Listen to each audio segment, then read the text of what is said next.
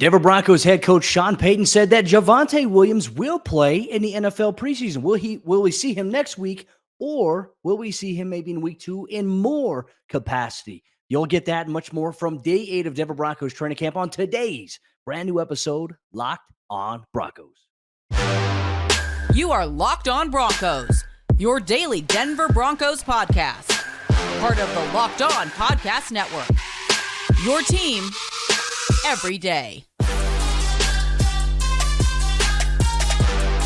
What's up, Broncos Country? Welcome into a brand new episode of Locked on Broncos, your daily Denver Broncos podcast, part of the Locked on Podcast Network, your team every day. Thank you so much to everybody in Broncos Country for tuning in, making Locked on Broncos your first listen of the day every single day. You can get this podcast for free on YouTube or wherever you get your podcast. So if you've not done so already, make sure you subscribe or follow for free down below so you never miss out on a day's worth of Broncos news, content coverage, analysis, and more. I'm your host, as always, Cody Roark, Broncos reporter from Mile High Sports. Today's episode of the show is brought to you by our friends over there, eBay Motors. A championship team is about each player being a perfect fit. Same with your vehicle. So for parts that fit, head to eBay Motors and look for the green check. Stay in the game with eBay Guaranteed Fit, ebaymotors.com. Let's ride.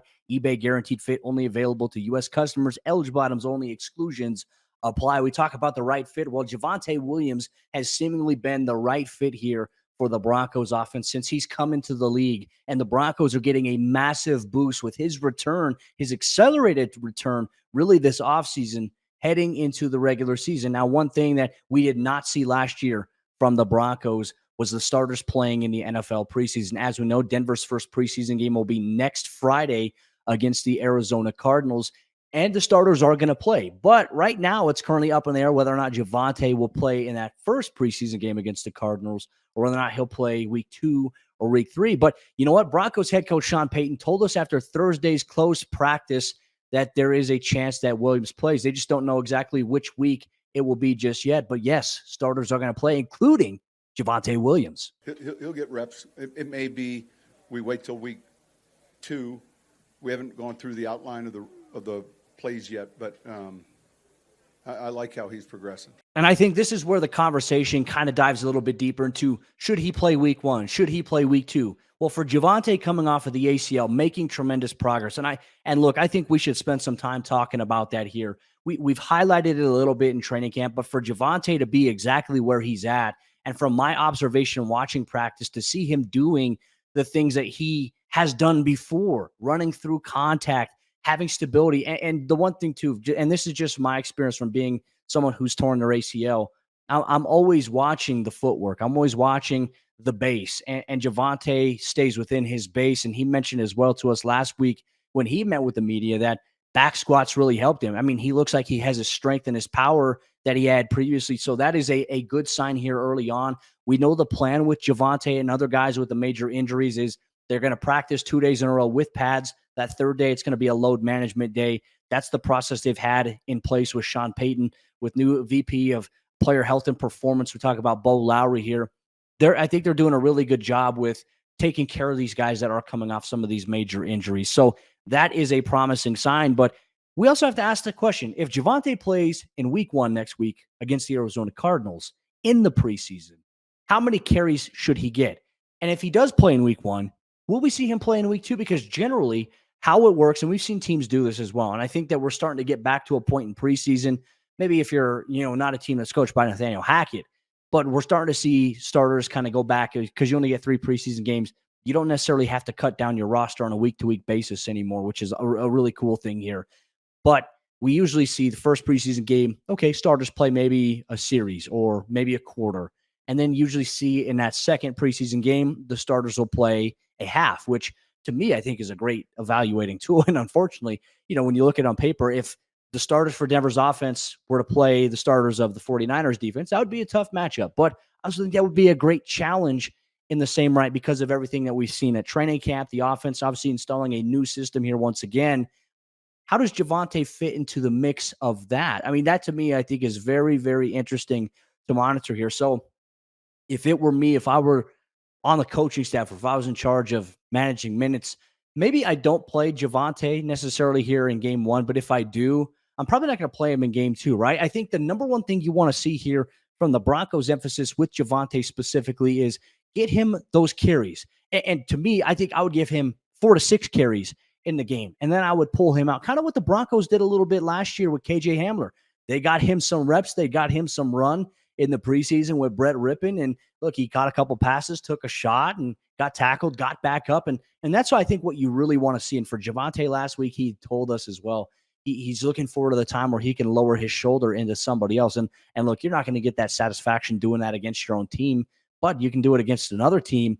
It does show you in a real game situation where it doesn't matter in terms of the end game, but these reps that you do get in the preseason as a starting unit, it will matter. And for guys coming off injuries, I think it matters even more that they take that contact. For me, when Javonte gets tackled, because look, he's going to get tackled low in the preseason. If he's out there, does he get back up? How does he manage that?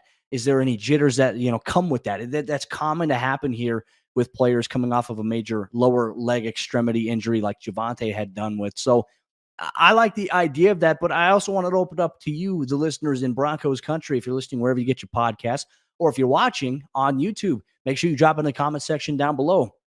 Do you believe that Javonte should play one preseason game? Do you think that maybe he should play week 1, maybe for a couple of snaps, week 2, maybe a quarter for him in this situation alongside Samaje Perine? Because we are going to see a healthy dose of Tyler Beatty, Tony Jones Jr., and undrafted rookie free agent sensation right now in practice, Jaleel McLaughlin. Those 3 backs right there are going to get plenty of run in the preseason. So as you look for that running back 3 competition to obviously find someone to take the mantle and run with it, pun intended there, what do you do about Javonte and Samaje? How does that balance look? And as a coaching staff, you don't necessarily want to tip your hand too much into what you're going to be doing. So these are things to monitor as the NFL preseason approaches. And I'm excited about it. And look, just I'd say observing Javonte when we spoke to him, he's got this confidence to him that you don't see a lot of players coming off the injury that he did, considering at first how serious it was believed to be. He has gone through the rehab process and has tackled it with just grit. And I would say that from players that I've spoken to, other players who were maybe on the injured reserve list last year that had surgery and that did a lot of the rehab at the facility, Javonte was constantly in the building, grinding, working, trying to get back and not trying to do too much though, but doing everything in a controlled manner. And I think that's important. There will be times maybe where Javonte deals with some knee soreness. I know coming back off of an injury like that, that's common for a lot of players who just came off of an ACL, that they go through maybe a week or 2 contact and everything goes well. They play in a game, but then the next week, they deal with knee discomfort or soreness. That is normal. But the question is how long does that linger? I think that's something the Broncos want to look at. They want to monitor continuously with him. I'd say throughout this entire season, that might be something just to keep an eye on here if you are a Broncos fan here. So we're excited to see it. Will Javonte play in week 1, week 2? That remains to be determined according to Broncos head coach Sean Payton, but we are fixing to find out here very shortly. On the injury side of things, Javonte's return is good news, but the Broncos, they received some bad news about a key player who has starter potential and a key contributor on special teams who will be out for the season with a major injury. What do the Broncos do with the inside linebacker position now? Well, you're going to get that on today's episode, Locked On Broncos. This episode of the show is brought to you by our friends over there at Underdog Fantasy. Underdog is the easiest place to play fantasy football and the best place for best ball. And August is here. And you know what that means. The official start of fantasy football drafting this month. Get championship ready for your home league by trying out best ball on Underdog Fantasy. All you do is one live snake draft, no waivers, no trades. Underdog sets your best lineup every single week. Try it out with Underdog's Best Ball Mania Tournament. The largest fantasy football contest of all time is back and even bigger with $15 million of total prizes up for grabs, including an absurd $3 million going to the winner. Last year, the winner drafted their team in July, so don't wait around. Visit UnderdogFantasy.com or find them in the App Store and sign up with promo code Locked On to get your first deposit doubled up to $100. That's Underdog Fantasy, promo code Locked On. The Broncos suffered their second major injury that ended a player's season this week, unfortunately, in the start of Broncos training camp. How does it impact the depth at the position? You're going to get all that on today's episode of Locked On Broncos. Just real quick, want to say thank you so much to everybody in Broncos country for taking time out of your day to listen to us, to watch us either on YouTube or wherever you get your podcast. If you have not yet subscribed to the show, but you want daily objective Broncos news, content coverage, every single day, all year long. Locked On Broncos is the place to be. Love interacting with everybody in the comment section on YouTube. Love interacting with folks on social media. You can find me on X at Cody Roark NFL. You can find me on Threads as well with the same handle. Love interacting with you. Thank you so much for making the show exactly what it is. Locked On Broncos would not be what it is without you, the avid listeners and members here in our community in Broncos Country. Thank you so much. So let's get to some housekeeping items here. Unfortunately, the nasty part of the NFL season and even training camp at times, as we have seen, is there are going to be players and key players at times that get injured and either lost for some time or are lost for the duration of the season. And unfortunately, we already know the news earlier this week with Broncos wide receiver Tim Patrick tearing his Achilles during practice, missing the entire season. That is coming here in 2023. The Broncos the next day had another player go out with a major injury, and that was Jonas Griffith. It's been a couple of days since we had heard an update, but Broncos head coach Sean Payton gave us some insight as to what had happened, what the injury is, and why Jonas Griffith will miss the entire season. He's going to go to reserve injured with an ACL. It's unfortunate because he's one of those guys who was rehabbing too. Saw him a lot and trying to keep his spirits up. Obviously, that's a tremendous blow for the Broncos defense. When we talk about depth, because, hey, we've been on the show so many times saying, and if you watch the NFL, you see inside linebackers usually lead the NFL in tackles on each team. It's always an inside backer with the most tackles defensively for that respective team. Last year, it was Josey Jewell and Alex Singleton, with Singleton leading the way entirely, Josey not that far behind him. You have to have good depth there because some of these guys are going to get banged up. And I think one thing last year that really stood out is Josey got banged up a little bit. Alex Singleton was banged up a little bit, but, was able to kind of manage and stay in. He didn't necessarily have as big of an injury as Josey did last year. And you go through a gamut of guys, and even your special teams guys that are at the inside backer position, they're going to get banged up a little bit as well. So you need to make sure you have really good depth at inside backer. And so with the loss of Jonas Griffith with the ACL injury, it's just unfortunate because this offseason he came in, he signed his exclusive rights, free agency tender to come back. He had some team control there. It's still there, but he's obviously now on the injured reserve list, which puts him out for the entire season. He will have surgery at some point, and just wishing him well in his recovery, his rehab process. He's going to have a lot of support inside the Broncos locker room with the training staff and also with Bo Lowry and just teammates who have gone through it. So it's just an absolute gut punch to the Broncos. You don't want to lose any guy to injury. You don't want to lose any key guy to injury as well. And Jonas had a chance, this year, I think, to play some defensively in certain packages alongside Drew Sanders. And if, hey, there's an injury, Jonas Griffith is very capable of being a starting linebacker here in the NFL. So you lose that guy, and I think it kind of puts the Broncos linebacker position right now on a little bit of a bigger microscope here, even though the depth is really good. And we'll talk about that here on the show. It definitely, I think, makes your room for error a little bit more minimal, right? Because if any of your starters, Singleton or Josey Jewell, if they were to miss any time with an injury, you're now relying on a rookie in Drew Sanders, who, by the way, super, super talented, 6'5", rangy, athletic, and very, very smart from a football IQ standpoint. You see that, but when you get out there and you play NFL games, we have yet to see him play yet. So how does he look in his first NFL game, whether it's preseason, whether it's regular season? Does he rise to the occasion there? There could be moments where a rookie thinks a little bit too much. I don't think that Drew Sanders is going to be in that boat. Based on what I've seen, I think he's got it. And if he is asked to play in a big role as a rookie, I think that he can do a really good job at it. But behind him, you have Justin Strnad. You have Ray Wilborn, who was on the practice squad last year for Denver late in the season. You have Seth Benson, who's an undrafted rookie free agent. And then the Broncos went out and they signed a new linebacker, obviously after placing Jonas Griffith on injured reserve. Austin Ajiake is going to be on the roster now. He played his college football at UNLV, was deemed as a tackling machine there. He was also, and I was trying to think of it as well. I was like, why does this guy's name sound so familiar? Where did he come from?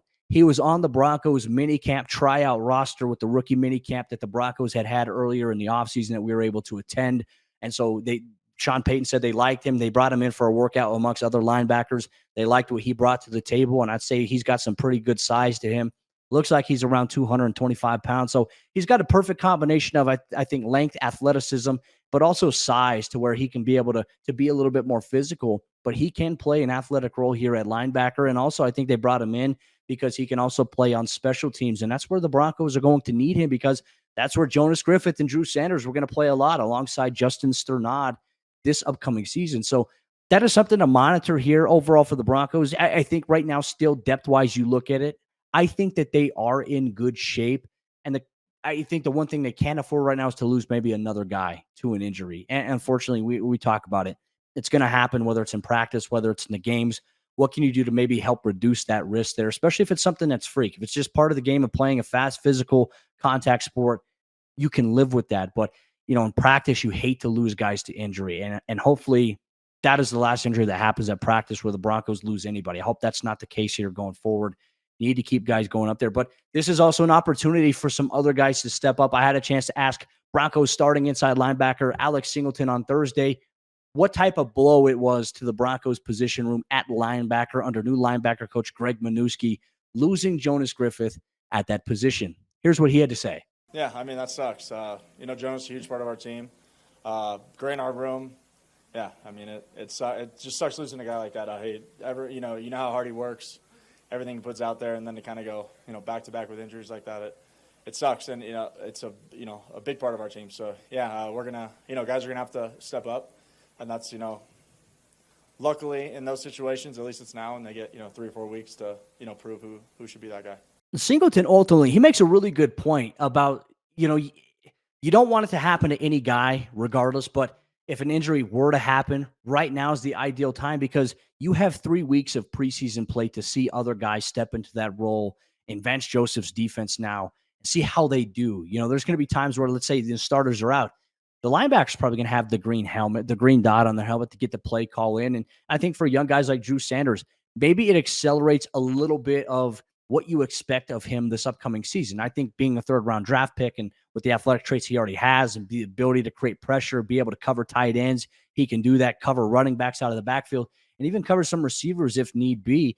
I think for Drew Sanders, this is a great test to see, like, okay, hey, what can you show the Broncos here in year one as a rookie? Because I think the expectation overall was, hey, what a great opportunity is for Drew Sanders to learn from a veteran like Josie Jewell and Alex Singleton and maybe get involved in maybe a dime package personnel there. But there might be a time where the Broncos do call his number.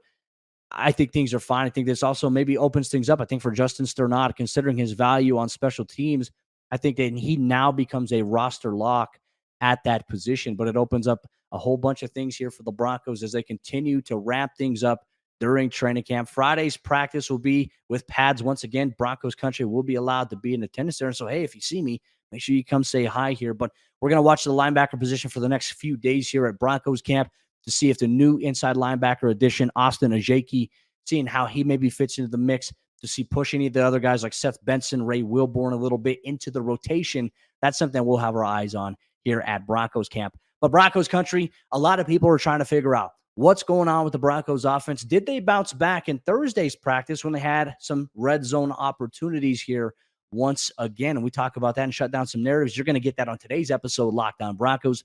Real quick, you make Locked On Broncos your first listen of the day every single day, wherever you get your podcasts or even on YouTube. Well, for your second listen of the day, make sure you go check out the Locked On NFL podcast hosted by a variety of local experts covering the biggest stories as training camp continues. You have the Hall of Fame game on Thursday night with the New York Jets. Obviously, they're on Hard Knocks, but any storylines come out of that with Zach Wilson or Mekhi Becton, well, make sure you check out the Locked On NFL podcast for a recap of the Hall of Fame game and more. You get that on the Locked On Podcast Network, your team every day. While the Broncos offense has struggled a little bit to start training camp, there were some promising things that we saw during Thursday's practice without pads that I think puts into perspective, hey, give this time. Good things could come. It's not going to be pretty at first. Thank you so much, Broncos Country, for tuning in, making us your first listen of the day every single day. Make sure you also subscribe and follow wherever you get your podcasts or on YouTube. And if you're on YouTube, make sure you comment on the video, like the video for the algorithm, interact with other members of Broncos Country. Thank you so much for being part of this community. Let's go through Thursday's recap of practice here. Now, this was a media-only practice, and that meant that our reporting guidelines that we've usually been accustomed to when fans are in attendance, they went back into play. So if you were looking for play-by-play, you were looking for update-type stuff there, you simply were not getting it overall until after practice had concluded here. But for the Broncos, no pads on Thursday. Let's take a look at some players who were in attendance, some players who were not. Kareem Jackson, K'Wan Williams, both of these guys got veteran days off. So for the most part, you had helmets, you had shoulder pads, and shorts. We call that shells here. there was still some physicality, but it wasn't as intense and wasn't as physically ramped up as padded practices have been at the Centura Health Training Center. But for Sean Payton and the Broncos offense, it was utilizing more time to get some more red zone work from different angles. And a new wrinkle was added during Thursday's practice. Officials were present. NFL referees flew in. They had a presentation the night before, according to Sean Payton, on some of the new rule changes that are being implemented this season. And also, they're in for a few days. It allows them to go back and watch practice, look at tape when they have their team meeting. And then it gives Sean Payton what he said, the chance for players to ask officials directly why they called that or why they didn't call something, to get perspective on how to play. Now, you know me, I'm a defensive back guy. I'm a defensive guy at heart. I still feel like there were some plays in some one-on-one settings, some group periods where refs threw a flag for defensive pass interference or defensive holding, when simply, in my opinion and my expertise, that simply was not the case. And the defensive guys were fired up about it as well on some of those plays. It feels like the NFL is taking away the ability to minimize what defenses can do. And specifically, when you talk about how pass happy the NFL is now in today's game, it makes it so difficult for defensive backs who already have one of the more difficult jobs in the NFL outside of playing the quarterback position. To me, I just hope that they address this, because you have to be able to be physical at times with some of these bigger receivers or tight ends that you're going to go against. And for example, you make a great play where you don't negate his opportunity, the receiver's opportunity to catch it. You get your hand on the hip, you bring your ball side hand forward. That should not be flagged in any way, shape, or form.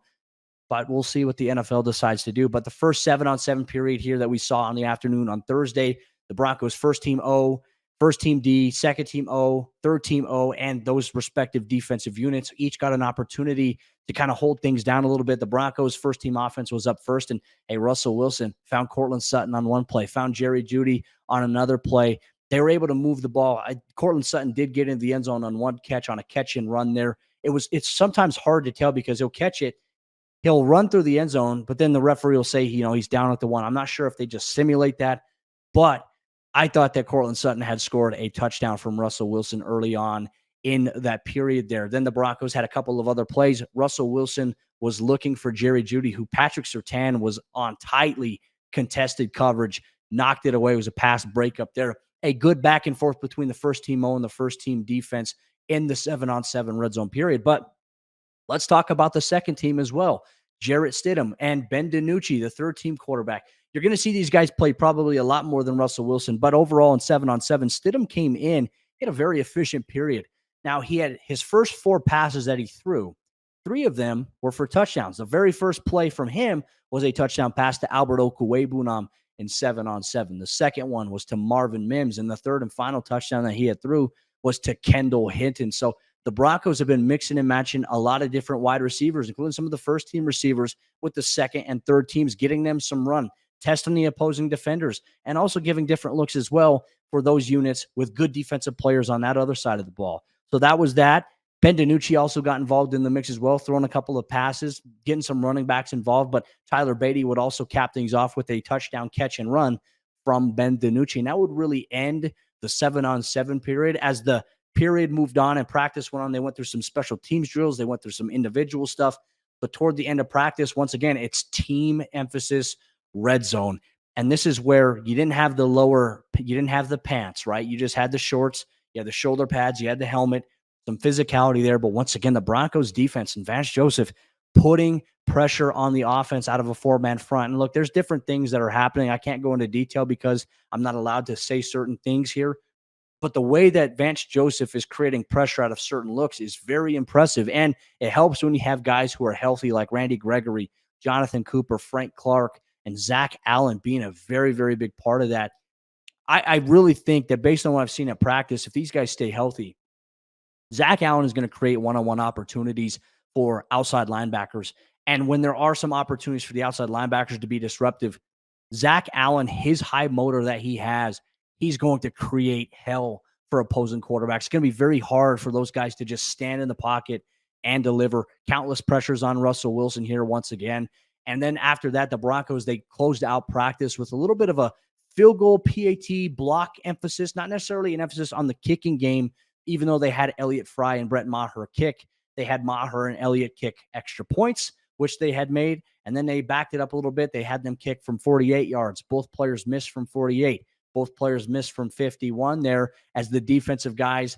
One thing that they did, they simulated, okay, we're jumping, we're getting sideways, especially if the outside guy.